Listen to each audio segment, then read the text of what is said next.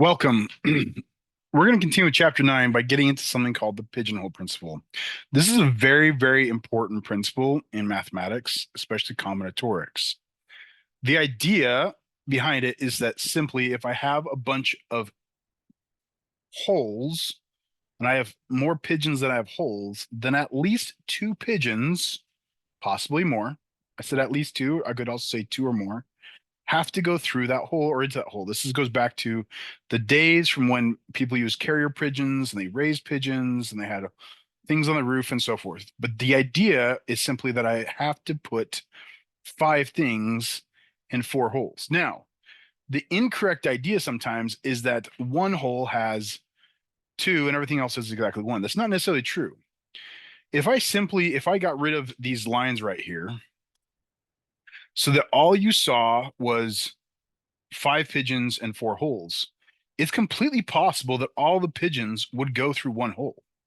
But that still means that one hole had at least two pigeons. And because of that, there's no matter how I try to spread them out, at least one must go in. This goes back to a mathematician known as Dirichlet, and it's very, very famous. If you look, he only lived to be 54 years old in the 1800s. And he came up with this idea. Again, it goes back to pigeons and using them. But the idea is that if we have a finite set and we're going to a smaller finite set, the function cannot be one to one. Remember, one to one means that each input has a unique output. So that means that at least two things in the domain have the same thing in the codomain, same image. All right, so let's just look at some applications of this. So let's go through two examples. If you want to pause and attempt these, great. Otherwise, you can sit back and listen to me talk about them. So I'm going to walk through each of them separately. The first one is, in a group of six people, there must be at least two who are born in the same month. In a group of 13 people, must there be at least two who are born in the same month? Why are so?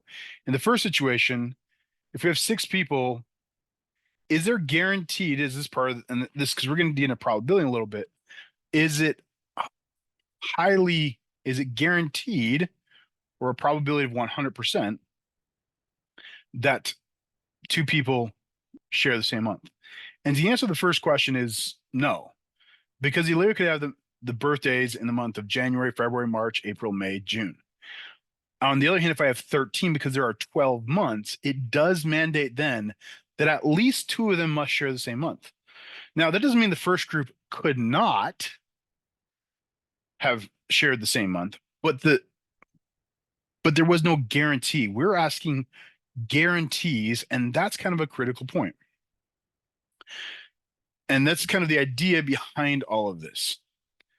Okay, so again, to do this with a graph, I can simply draw this where I have 13 months and I have the 13 people and I have the 12 months and I'm trying to fit them in because these are the pigeons and these are the pigeonholes. So when we're dealing with these sort of situations, this really goes back to what are my pigeons? What are my pigeonholes? What am I trying to fit into what? Let's go to question B. Among the residents in New York City, there must be at least two people who have the same number of hairs on their heads. Why? So is this guaranteed true? Yes or no? And the answer actually is yes. And part of this simply goes back to what's the population of New York?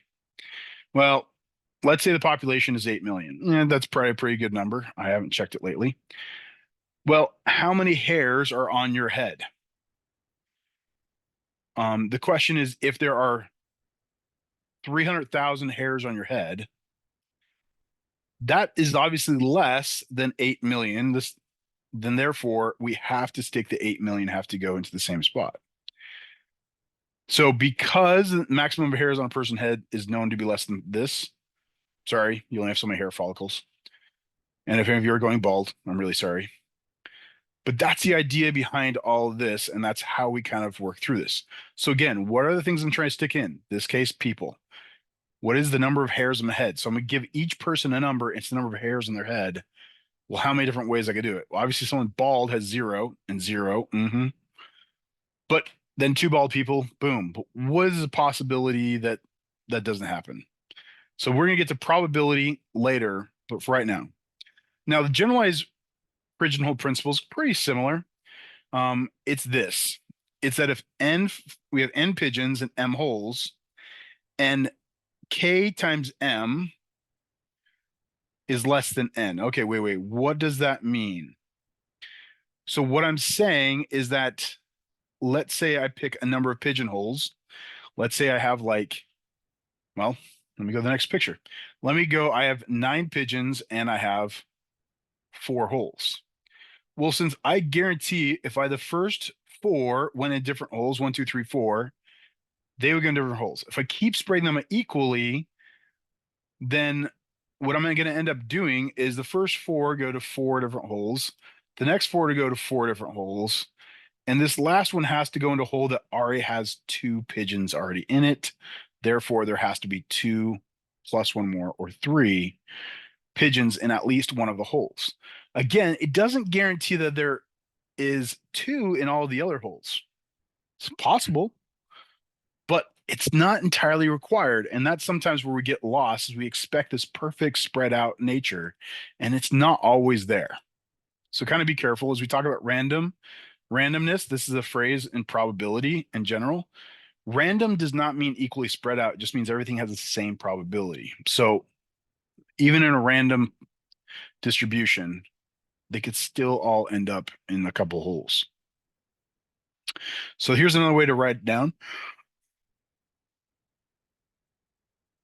So if I have a function that's going from n elements into m elements, and n is, so the domain is at least k times bigger than the codomain, then there's at least some element in the domain. There's k plus 1 elements in the domain that map to the same image in the codomain. Now, what that is, we don't know, but let's look at it differently. What if I imply that if I have a group of 85 people, at least 4 must have the same last initial? Well, this problem is really talking about the alphabet, because remember, there's 26 initials. And so we're trying to fix 85 people into 26 pigeonholes. Well, clearly, 3 times 26 is 78, which is less than that. So there must be at least 4, which is 3 plus 1 people in at least one of those initials.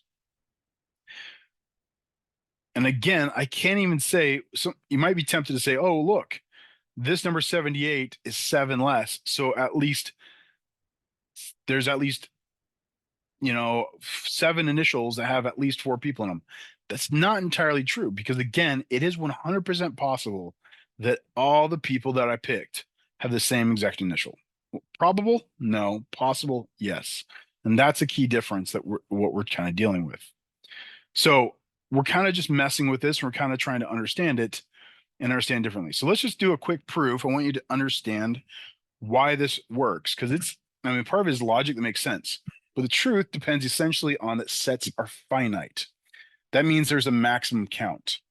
In the first case, the number of elements is set to n, and then if I set the number of elements to be 0, the second case is set to be n. This set is not finite. It's called infinite. Okay, so we know a set is called finite if it is the empty set, or there is a one-to-one correspondence to this. So if it's an empty set, there is 0, obviously 0 elements. If there are correspondence to 1, 2, 3, 4, 5, 6, 7, 8, 9, then that has n. And if it's not finite, then it's infinite, obviously. So the way the proof of this actually goes is, what we're trying to do is we're saying that if a function has with n elements to a finite set with m elements, where n is bigger than m, then it's not one-to-one. That means it repeats itself. And again, this only works for finite sets. That's the critical idea that kind of throws off everything. So just quick reminder here, whenever you're looking at sets and moving functions between them, it comes down to how big are they and what can we take from them. If it helps, draw a picture, kind of think about it and play with it. All right, I hope that gives you some information. Let me know what questions you have. Good luck.